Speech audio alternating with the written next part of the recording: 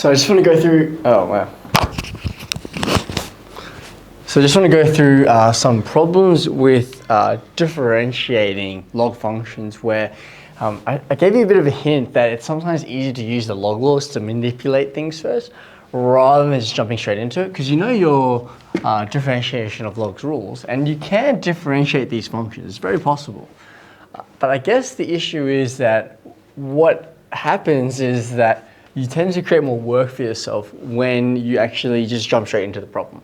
If you just take a step back and think, hey, is there any way I can manipulate this with my log laws first? That can actually make things a little bit easier. I showed you how we can use some of these rules here. I'm going to show you how, for these problems, we can identify which rule we need to use. Because if you look at something like this, it's not immediately obvious what we can do here. I can write this. And it's important to know that I'm not differentiating, I'm just rewriting the expression. But with fractional indices, you can actually rewrite it as a power, right? Sorry, wow, I gave it away. This radical can be written as a fractional index, is really what I meant to say, right? Because that's x to the power 1 on 3. And with x to the power 1 on 3, again, if you think about which one of these laws might help you here, well, if you've got a power, I'm looking at this one, right? And so I can rewrite this now as, it's going to be the same thing. And you can verify this on your calculator as well. Log base e of x. And so when you differentiate this, now when you differentiate, you can use the same rule here, or you can remember that the derivative of log base e of x is just going to be 1 on x. And what happens with this 1 on 3? Remember, the 1 on 3 is just a constant. It's just a number multiplied by this guy.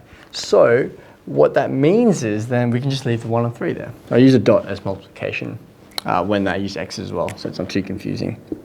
So basically I'm going to get left with 1 on 3 times 1 on x is the derivative now because I've got y dash, and so y dash is equal to 1 over 3x, right?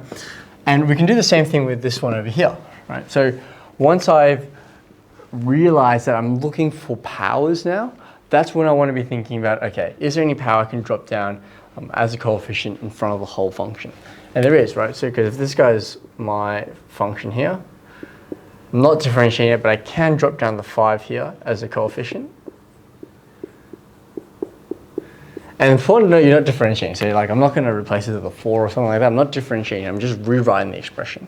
Why that's easier now is when you take the derivative of this, you don't have to worry about using the chain rule. You can actually just take the derivative of this inside expression, which is just 3, all over the original expression, 3x minus 7. And we've got 5 outside this whole thing. And so if I simplify this out, I'm going to get 15 over 3x minus 7, right? So that's how we can answer a problem like that, using our log laws to help us simplify things a bit more before you actually differentiate, right?